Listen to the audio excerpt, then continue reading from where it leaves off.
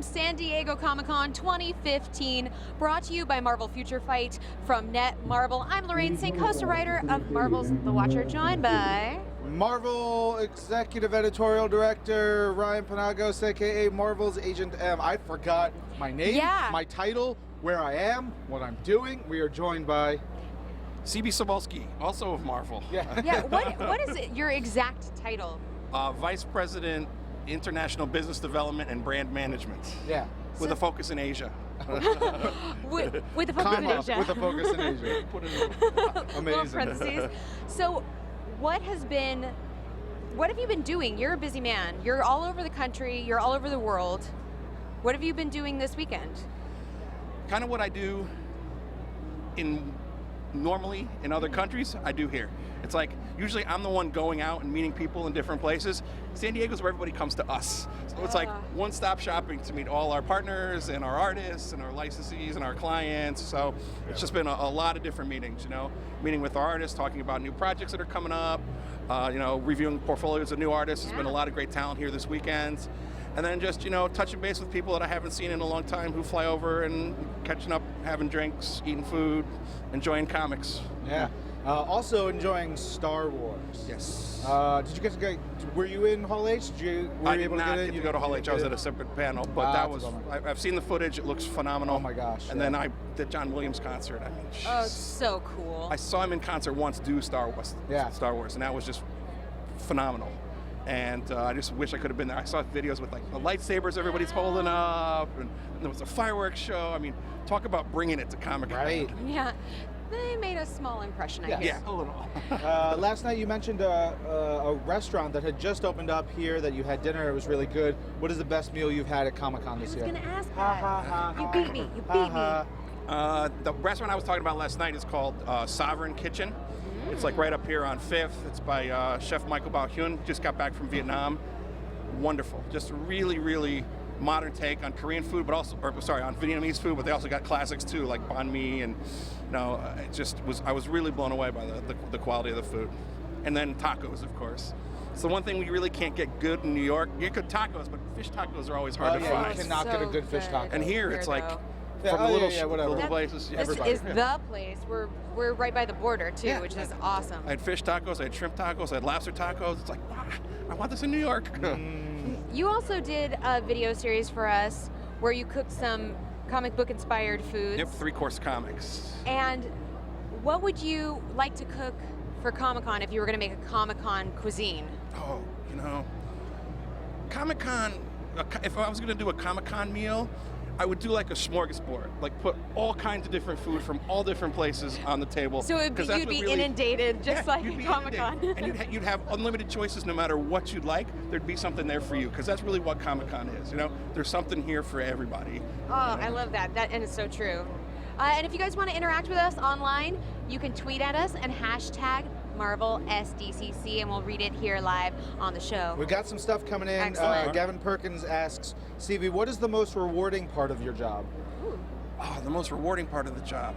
I don't know. There's a lot of different stuff. It's from the comic book side. It's when you discover an artist and you see something with them and you look through their artwork and you guide them and help them grow as an artist. And the first time you open the book and you see their name there, you're like, wow, I was able to, take some young talent and help them actually produce a Marvel comic. Because when I was younger, I always wanted to work at Marvel. That was my goal, And now it's like being able to do that and help people, give them the information they need, and help them get their foot in the door is something that's truly rewarding for me.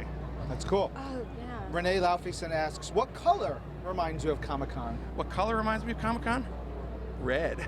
Always, of course. Marvel red block. We have the red carpet, the red block. I mean, it does work. Ant-Man's costume is red. Yeah. Sophia, who's watching in Spain, asks, do you have free time? Because it seems like an interesting job, but you must be so busy. What's your favorite part of all that? My free time comes when I'm on planes. Jeez.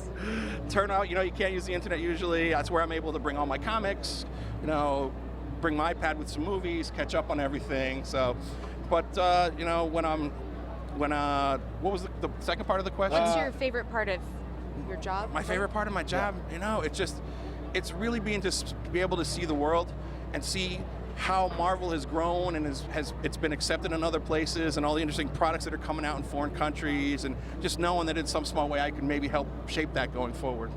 That's awesome. So cool. Yankee Doodle Dandy is asking, do you think there's potential to see the Marvel brand in Africa, specifically South Africa?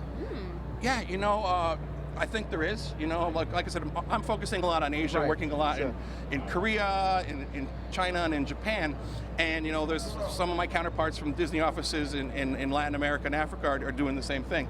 So I'm sure that there's some interesting stuff coming out there. I know the Marvel brand is growing tremendously. And, you know, soon I think maybe you'll be able to see some cool stuff hitting down there. Love that.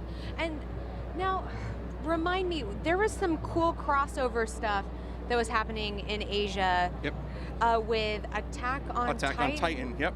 Yeah, that's so cool. Yeah, so, you know, we were approached to do a short story with Attack on Titan teams up, meets the Avengers, and it really went well for us. Isayama Sensei, who was the creator of Attack on Titan, had a story idea. We took it, we fleshed it out. Gerardo Sandoval was the artist, really brought it to life in kind of that Marvel meets manga style. So cool. And it was available on Free Comic Book Day. I'm sure you can still find copies out there. Yeah. It's available digitally too, Yep, on the Marvel app, I believe. Yep, exactly. That would be cool if, like, I would just like to see, like, maybe an animated version of that. Like, can you imagine? Yeah. Just Phenomenal. So bonkers. And So it's a cool scary. time for both properties, because it hit perfectly, like right when the Avengers was coming out in Japan just now, and Attack on Titan, the live action movie, comes out in Japan in a couple weeks too. So it's like the comics, the film, everything kind of coming together almost as if we planned it. Oh my Weird. goodness. Raph How'd that AB, who's in happen? France, wants you, Bonjour. CB, to write a Marvel cuisine book.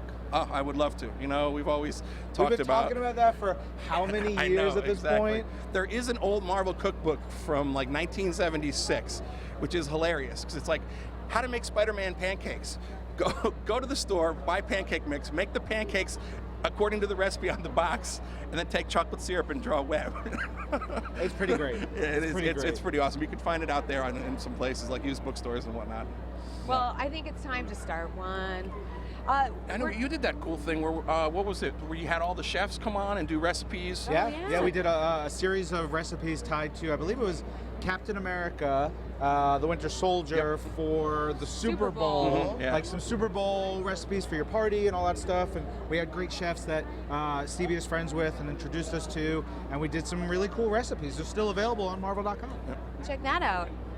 And we're about to wrap up, but where can people find you online? On Twitter, I'm at CB Cebulski, was just my name without the periods. And on Instagram, same thing. So it's just at CB Cebulski for any kind of social media platform. I'm available out there and happy to talk to fans, talk to young budding artists, talk to, you know, anyone who's really looking for advice about comics, or, you know, just share our love of Marvel. Oh, I love that so much. You guys, coming up very soon, we're going to be showing you an interview with Corey Stoll, who plays Yellow Jacket, aka Darren Cross, in Marvel's Ant-Man, so stick around.